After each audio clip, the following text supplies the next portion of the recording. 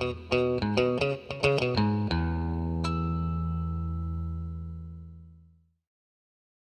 and Guru Scott. This is part 9 of our Stillen Supercharger install on my 2011 Nissan Xterra. So today what we're going to be doing is quite a few little jobs. One of them is we're going to be doing the pulley changing and rerouting so that we can actually install the Serpentine Belt.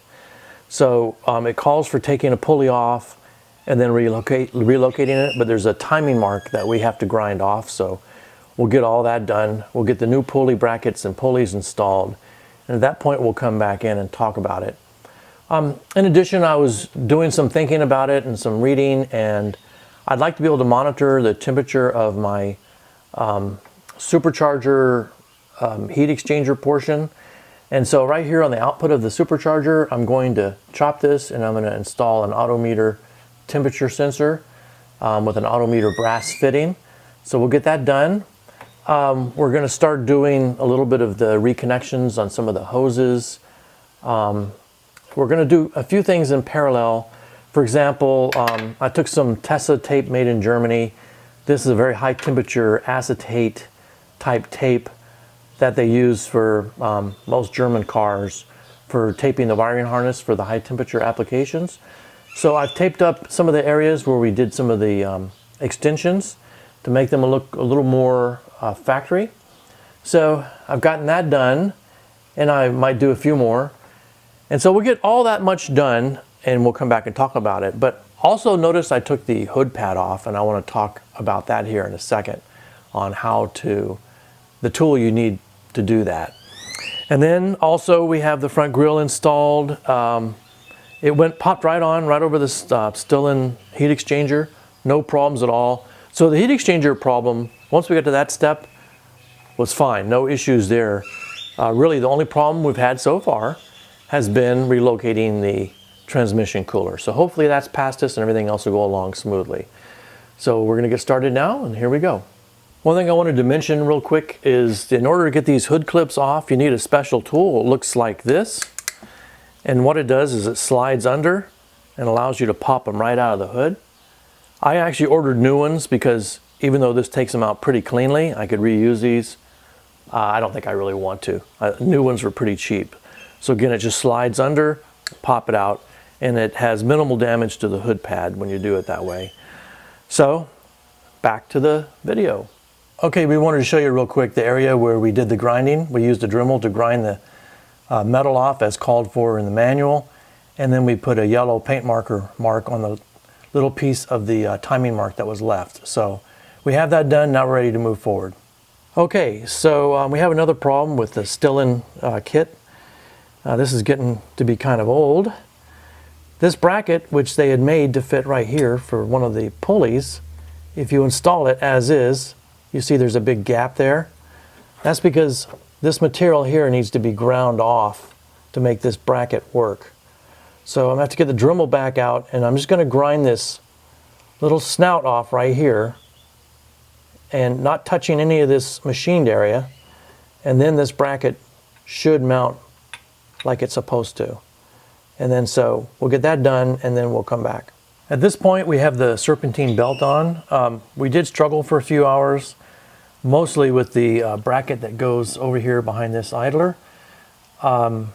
We had to hog off some of the metal to make sure that it exactly fit, and I also actually did use a couple of shim washers to make sure the bracket fit on exactly like Stillen had intended, and therefore now the spacing, everything seems okay. Now we took my belt tension gauge and checked the belt tension. We think it's going to be okay. I'll come back here in a second. I'll show you that gauge. And so now we're ready to move on to the next step. So I'll be right back and show you the gauge. Okay, so here's the belt tension gauge we're using. It doesn't show that this belt is within the green zone. We think that's perfectly okay because of two reasons. One is the belt is wide, and it's wider than this particular gauge. And number two is we're measuring near the snout, and there's a lot of free play here. So we believe that everything feels right to us. So that part's good. Unfortunately, we thought this was going to be a 1 hour job, putting on the idlers and everything. Turned out to be 5 hours, I think, so far, to hog out all the metal and make adjustments for the brackets not being properly made. So again, we're going to move on to the next step, so we'll be right back. Okay, so at this point we've finished with the belt installation, and we think that all is pretty much perfect now. So we moved into starting to do the vacuum hose, our vacuum line wiring, and also just dressing everything up on the engine, getting ready to do the final step of the electrical wiring. And this vacuum hose that goes to the back of the rocker cover was supposed to come up here and plug in to any of these three. Well, it's like 4 inches too short. So we had to use a little piece of extension, and I had to make a 90-degree elbow. I had to go down to the hardware store and get some brass fittings. So we have that finished, but again, it's another example of where Stillen has made an incomplete kit. I'm actually finding myself pretty unhappy at this point that it wasn't much more plug and play, that it's just a do-it-yourself kit. So we've got these vacuum lines routed, like this one goes to the brake booster.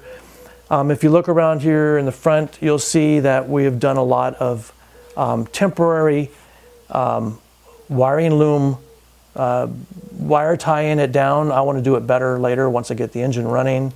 I'd still need to cut this line and put a temperature gauge in. So I'll do that once I understand the routing here a little better. And then if we come all the way over to the right side, you'll see that there's another big problem. This line right here is way small, and the T it's supposed to connect to is way much larger. So Stillen didn't give us a solution for that. Again, an incomplete kit. So we have to go figure that out, how we're going to make a reducer. We did end up connecting all the electrical. We found places for all the grounds.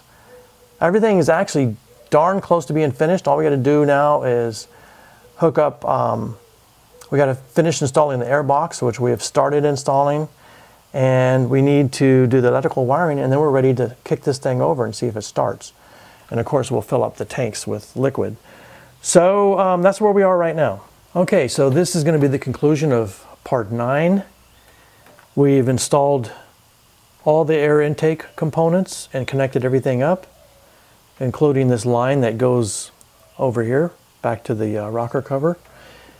And the only line we're missing is the one in the very back that I had mentioned earlier.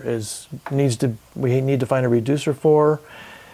And then also there will be a vacuum line coming off, or it's actually a pressure line coming off the blower over to the ECU. We've kind of been looking ahead, and our fuse panel and ECU is completely different than what Stillen shows, which means I may end up having to pull everything back off and go back to stock, which won't make me happy. So we're not having a real good day here with Stillen. So that's where we are now, end of part 9, and part 10 will be trying to figure out how to wire the electrical part, and hopefully we will be successful.